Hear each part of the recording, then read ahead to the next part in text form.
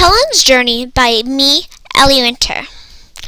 Helen was known as Helen of Sparta, but when she left her husband Menelaus, the king of Sparta, to go marry a young prince named Paris, she went by Helen of Troy. She was known to be the most beautiful lady to ever live, but no one knows quite what she looks like, but there are some guesses.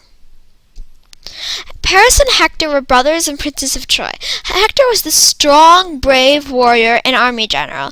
Paris, on the other hand, was the lover and known for leading on other people's wives. Menelaus and Agamemnon both ruled different parts of Greece. Agamemnon is an older brother, and Menelaus is the younger one. After Helen is stolen, Menelaus comes crying to his older brother for help retrieving her. Agamemnon agrees to help, but not for the reasons that you might think. It's not for Helen, but it's to conquer Troy. Agamemnon gathers all the Greek kings and their armies and attacks Troy.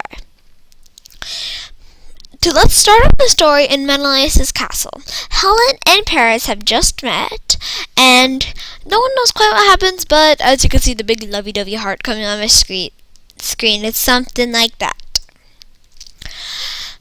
Paris convinces Helen to go on his ship to go back to Troy. And they're both very happy that Helen is stolen away, but when Hector finds out, the party's over. He wants to turn straight around and go right back to Sparta and return Helen. But Paris convinces him to take Helen to the beautiful and rich city of Troy. When Menelaus finds out that Helen is gone, he is not the happiest student alive. He wants Helen back, so he goes to his older brother Agamemnon for help. Agamemnon agrees to help, but not for Helen, not for poor, sweet, innocent Helen. He agrees to do it for the riches of Troy. He knows that if he conquers Troy, he can have all those riches. So he gathers all the Greek kings and their armies and goes and attacks Troy. But they also aren't thinking about poor, sweet, innocent Helen being stolen away. No. They are also thinking about if they conquer Troy, they can have all the riches you could imagine.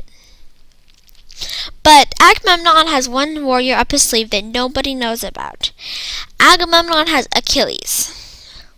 Achilles was a killing machine. Achilles' mother was a nymph, and his father was the king of the Myrmidons. Myrmidons, they are super hard to pronounce. He was an independent warrior and had a black sail. He was invincible except for his heel. When he was a baby, his mother dipped him into a magical pool, holding on to only his heel, so every part of his body except his heel was untouchable. But once his heel was punctured, he could be killed. Achilles led all the Greek armies into war with the Trojans. Achilles was feared by everybody. They know that with one swoop of his sword, they would be deader than dust. But Achilles does not really come into the story because he does not greatly affect Helen, except by killing Hector, but then Paris kills him.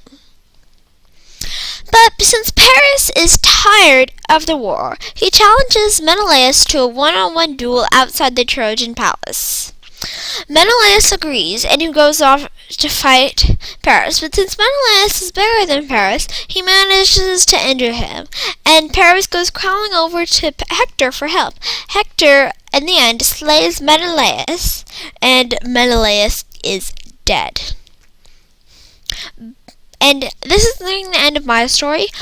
But since there is not like lovey-dovey, happily ever afters in Greek stories, there's usually there's gonna be, if you get the whole story, there's gonna be a ton more death, violence, and a ton more love, because that's the way the Greeks like to do it.